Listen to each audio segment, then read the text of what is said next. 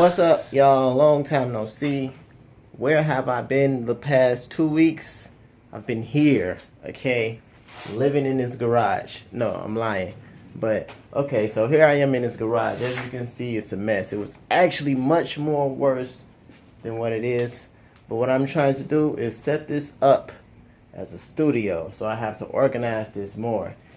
Now, speaking of organization, that's what I've been pretty much up to.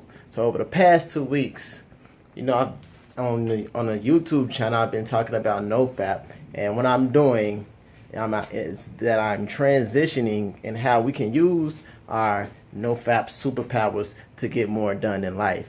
But NoFap is just the start.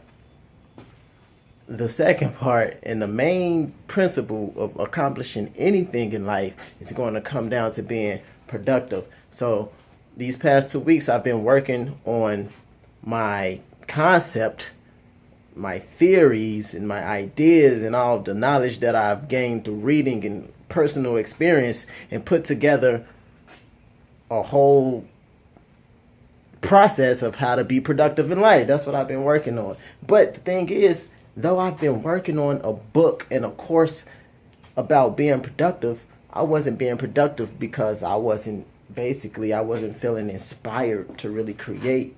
I just been feeling down. My energy's been down, okay, because pretty much life situations, my surroundings basically has been, I don't really know how to explain it. It's just my energy. I haven't been feeling motivated to really create, but I did get down to concepts. Now the concepts is pretty much, it's a 6-part process. Actually, it's like a 5-part process. It starts off with knowing and defining your goals. You have to know what you want to achieve, right? You have to be working towards something. That's the basis of productivity. You have to know what you want to accomplish. Once you know your goals, you got to find out the things that trigger you to be distracted, and you got to eliminate those triggers. And the third thing is to reward yourself. So you need to set a list of rewards for yourself for when you're actually being productive. Reward yourself so that it'll motivate you to keep doing productive things and keep going. And the fourth thing is just organizing your life, because without organization, you're going to be scattered. Like, this is nowhere to work. My computer is disorganized. I got tons of memory. My laptop is full. I got to organize memory. My phone's full. Like, all the tabs. The cars is crazy. It's just junk all in the trunk. Like, I am an INTP. If you know anything about the Myers-Briggs test, we kind of just naturally disorganized like this. Even my mind, I just got all these ideas just everywhere. That's why I like to journal a lot, and that's why I really believe that meditation is good for a lot of introverts, because we kind of hoard a lot of stuff inside of our head. But this hoarding, this disorganization is not good for productivity, and that just is what it is. A lot of us INTPs think that even though our life and ideas and everything might seem disorganized, we know how to find stuff, or we know where everything is at, or we know how to kind of structure an idea in our head and put it out. But if it's organized, things will go more smooth. All right, productivity needs to go smooth, because you're gonna have to flow through life and be able to be flexible, to be like water, like Bruce Lee said. So, as you can see, my thing is that I need to work on my organization. I know my goals. I know my triggers. I got my rewards that I want for myself. I'm gonna set a list and have points that I'm gonna give myself as well. But more than anything, I need to organize my life. Not only this, because I'm trying to make this to my new studio so that I can come here every day and just get right to work without any distraction, without any anxiety, all this other stuff that I usually have to deal with. I need to work on organization. Getting right to work without any distractions goes into the 5th part of the process, which is all about rituals and routines. We have to have rituals and routines, because if we just do everything every day, just freehand, and we don't have a plan, then that's really not going to work out. We're not built to operate like that as humans, actually. Even though a lot of us try to escape the rat race of like the 9 to 5 or just routine. Actually, man, I just discovered that you gotta have some type of routine and rituals. But the good thing is that you could develop your own routines and rituals. I think that's better than, pretty much living on other people's agenda. Develop your own agenda, right? y'all watch Game of Thrones, right? Develop your own agenda, right? So, yeah, that's the fifth part. Develop routines, rituals, put that stuff all together. And the sixth part is basically about transcending. That's more deeper level stuff. That's understanding how time operates.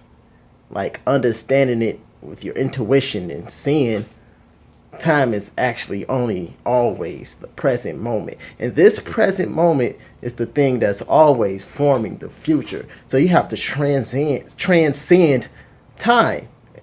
Because we live in a three-dimensional world. The fourth dimension is time. But we have to operate in a position that, man, we got to eliminate our thought, the time that it takes for us to think of something and to actually do it.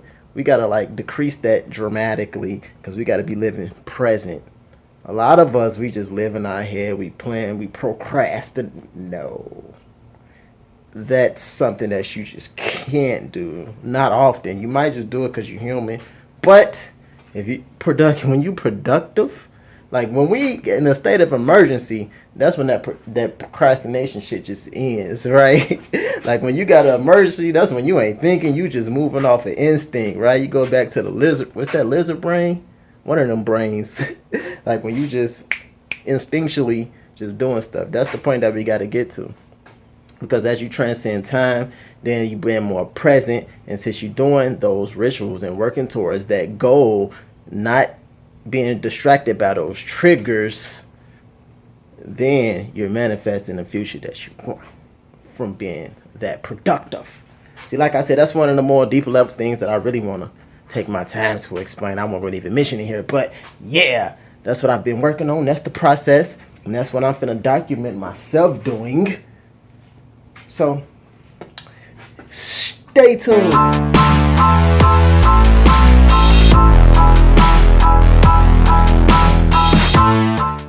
Now, I'm going to be documenting this whole process because I don't want to just create a product, a book, a course, or some coaching around just an idea that I have. I want to document it, make sure it's working for myself, share it with you, and then create the course, the book, and the coaching around that process.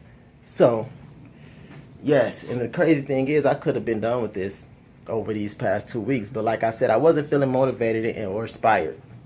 I was just letting life get to me, and yeah, that kind of it messed me up basically. So that's what I've been doing. But here I am. I'm back. All right, documenting again, showing my vulnerability again.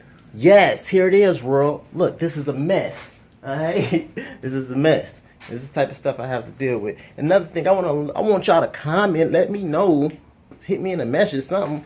Do y'all like when I'm more vlog style? Do y'all like when I'm in front of the green screen that I'm about to set up? Because if I set this green screen up and start making these videos, y'all really don't like to see a talking head. If y'all want to see me out somewhere, vlogging, having fun, let me know something. Alright? That's all. Like anything. Constructive criticism, fucked up criticism, anything. Engage. Alright? I'm doing this for us. You. Me. So this can be something good. Alright, so thanks for watching. I'll see you tomorrow on the next one.